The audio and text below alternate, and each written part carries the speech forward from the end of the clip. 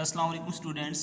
आज के video lecture में हम अलजेब्रा 2 का जो एक टॉपिक है, फर्स्ट टॉपिक वेक्टर स्पेस, इससे रिलेटेड बात करेंगे। इसकी डेफिनेशन को, इसकी एग्जाम्स को समझने की कोशिश करेंगे और फिर नेक्स्ट हम इसकी एग्जांपल्स और थ्योरम्स पर भी काफ़ी बात करेंगे। ये फर्स्ट लेक्चर है, इसमें हम जस्ट इसकी डेफिनेशन और एग्जाम्स को समझने की कोशिश करेंगे। सबसे पहले हमारे पास वेक्टर स्पेस क्या होता है, इसकी डेफिनेशन क्या है, इसके आगे एग्जाम्स क्या हैं, हम इसको कैसे लेके चलते हैं, उस पर बात करते हैं। लेकिन उस पर बात करने से पहले मैं आपको एक दो पॉइंट्स समझाना चाहता हूँ। वो पॉइंट्स आप समझ लेंगे तो आपको इसकी डेफिनेशन में समझने में आसानी हो जाएगी। तो पहले हमारे पास क्या है, हमारे पास दो चीज़ें होती हैं। एक हमारे पास होता है इंटरनल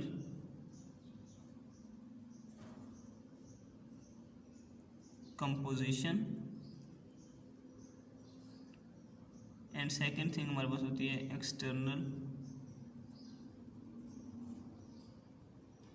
कंपोजिशन। राइट, हमारे पास एक एक्सटर्नल कंपोजिशन होती है, एक इंटरनल कंपोजिशन होती है। अब इनको हम मज़ीद कैसे डिफाइन करेंगे, इंटरनल कंपोजिशन क्या होती है, एक्सटर्नल कंपोजिशन हमारे पास क्या होती है।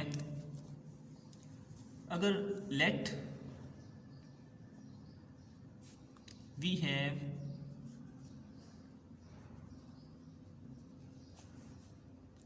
टू डिफरेंट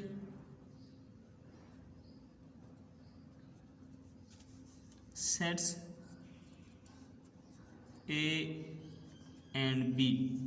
हमारे पास हम लेट करते हैं कि दो डिफरेंट सेट हैं, एक ए है एक बी है। मैंने एक ए डिफाइन लिख लिया, एक बी सेट लिख लिया। इस पे जो हम ऑपरेशन अप्लाई करते हैं वो प्लस है, इस पे जो अप्लाई करते हैं वो मल्टीप्लाई है। राइट,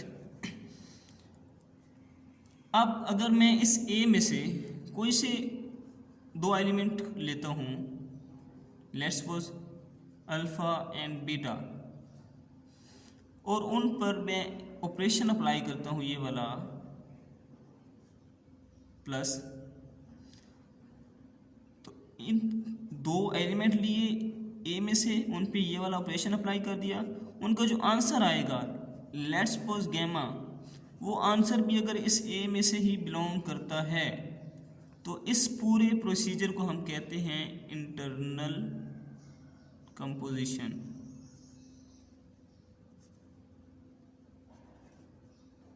राइट, सेकंड, अगर हम कोई एक एलिमेंट यहाँ से लेते हैं, लेट्स सपोज ए, और एक एलिमेंट हम ए में से लेते हैं जो कि है अल्फ़ा। ठीक है, एक एलिमेंट बी में से लिया, एक एलिमेंट ए में से लिया अल्फ़ा। ऑपरेशन हमने क्या अप्लाई किया, ये अप्लाई कर दिया डॉट। अब जब ऑपरेशन अप्लाई कर दिया तो इसका जो आंसर आता है लेट्स सपोज बीटा, वो भी ए से बिलोंग करता है। एक एलिमेंट इधर से लिया, एक एलिमेंट इधर से लिया, ऑपरेशन अप्लाई किया, जो आंसर आया वो भी ए से बिलोंग कर रहा है। तो इस कंपोजिशन को हम कहते हैं external composition for set A. Hope so कि आपको ये बात समझ आ चुकी होगी। मज़ीद जब हम डेफिनेशन की तरफ चलेंगे तो आपको इस बात की मज़ीद समझ आएगी।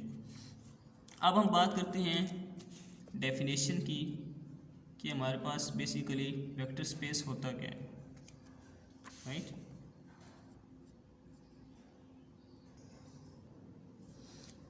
ये हमारे पास इसकी डेफिनेशन है वेक्टर स्पेस की कि let V be a non empty set. आपके पास कोई सेट है नॉन एम्प्टी, जिसे आपने वी कह दिया, ओवर द फील्ड एफ के ऊपर, then V is called vector space और linear space if V of F satisfy following condition. ये नोटेशन है वेक्टर स्पेस और फील्ड एफ के ऊपर। फील्ड की डेफिनेशन आपको पता होगा, फील्ड एक नॉन एम्प्टी सेट होता है जो कि अबिलियन होता है अंडर एडिशन, और अंडर मल्टीप्लिकेशन भी वो एडिशन होता है जब हम उसमें से ज़ीरो को रिमूव कर देते हैं, फिर भी वो बिलियन होता है। और उस पर डिस्ट्रीब्यूटिव लॉ भी होल्ड करते हैं, तो उसको हम फील्ड कहते हैं। तो इधर हम क्योंकि वेक्टर स्पेस की बात कर रहे हैं, तो अब इसमें वेक्टर स्पेस कब होगा, जब कंडीशंस सेटिस्फाई करेंगी। अब वो कंडीशंस हमारे पास कौन सी हैं। फर्स्ट कंडीशन हमारे पास है कि जो v है, ठीक है, वो विद प्लस ऑपरेशन के साथ एबिलियन होगा। क्या होगा? एबिलियन होगा। एबिलियन क्या होता है? जिस पर ग्रुप की 4 प्रॉपर्टीज़ भी होल्ड करती हैं और एंड पे हमारे पास कम्यूटेटिव लॉ भी होल्ड कर जाता है, तो उसको हम एबिलियन कहते हैं। तो अगर v प्लस ऑपरेशन के साथ एबिलियन हो with respect to internal composition, ये इसकी फर्स्ट डेफिनेशन है। मीन इंटरनल कंपोजिशन क्या मतलब कि हम v के अंदर से ये एलिमेंट लेंगे, उन पे ये वाला ऑपरेशन अप्लाई करेंगे और जो आंसर आएगा वो भी v से ही बिलोंग करेगा, ठीक है, जैसे कि हमने यहाँ पे बात की थी। अब सेकंड कंडीशन हमारे पास क्या है कि जो हमारे पास v विद डॉट ऑपरेशन, ठीक है, ये क्या होगा, ये इज क्लोज्ड, ठीक है, अंडर स्केलर मल्टीप्लिकेशन। आप यहाँ पे कह सकते हैं with respect to external composition. Mean के आपने करना क्या है, for all a belong to f and for all alpha belong to v, a dot alpha is equal to alpha dot a belong to v। अब शायद आपको इस बात की समझ ना आई हो, मैं समझाने की कोशिश करता हूँ। पहली बात तो इजी थी कि वो एबिलियन होगा विद इंटरनल कंपोजिशन के साथ। डॉट किस रिस्पेक्ट से वो क्लोज होना चाहिए under scalar multiplication. Scalar multiplication हमारे पास क्या होता है बेसिकली, जब आप किसी वेक्टर को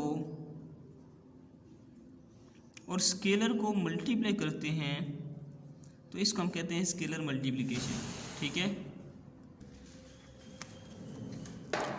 एक्सटर्नल कंपोजिशन कैसे हुई, मैंने आपको बताया था कि अगर हम एक एलिमेंट ए में से लेते हैं, एक एलिमेंट बी में से लेते हैं, मल्टीप्लाई डॉट का ऑपरेशन अप्लाई करते हैं, आंसर जो आता है वो भी ए में से बिलोंग करता है, तो हम कहते हैं कि एक्सटर्नल कंपोजिशन है, राइट।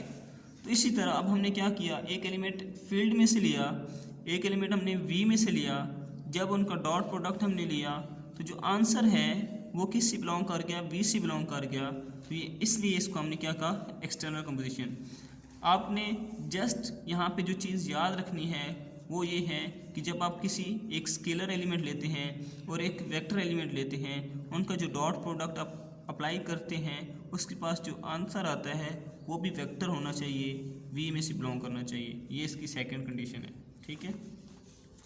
थर्ड कंडीशन जो हमारे पास है वो हमारे पास क्या है कि ये वी है विद रिस्पेक्ट टू प्लस और डॉट ऑपरेशन, इसको सेटिस्फाई करना चाहिए कुछ कंडीशंस को। वो कंडीशन कौन सी हैं, नंबर 1 हमारे पास है कि a dot alpha plus beta is equal to a alpha plus a beta for all a belong to f, for all alpha belong to alpha and beta belong to v. के अब यहाँ पे बात हो रही है डिस्ट्रीब्यूशन लॉज की, ठीक है। पहली 2 कंडीशन ये थी। तीसरी कंडीशन में हमारे पास डिस्ट्रीब्यूशन लॉज को डिफाइन किया गया है कि जो वेक्टर स्पेस होती है वो डिस्ट्रीब्यूशन लॉज को होल्ड करती है। ये हमारे पास है left distribution law, left side से हमने ऑपरेशन अप्लाई किया इसको लेफ्ट साइड से हम मल्टीप्लाई करें ए अल्फ़ा प्लस ए बीटा, तो ये हमारे पास लेफ्ट डिस्ट्रीब्यूशन ला है। सेकंड हमारे पास क्या है, A plus B dot alpha is equal to A dot alpha plus B dot alpha for all A B belong to field and for all alpha belong to V.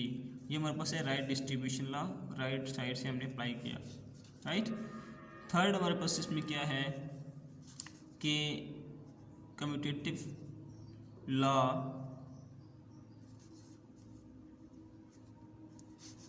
ये हमारे पास है associative law, ये भी hold करते हैं यहाँ पे।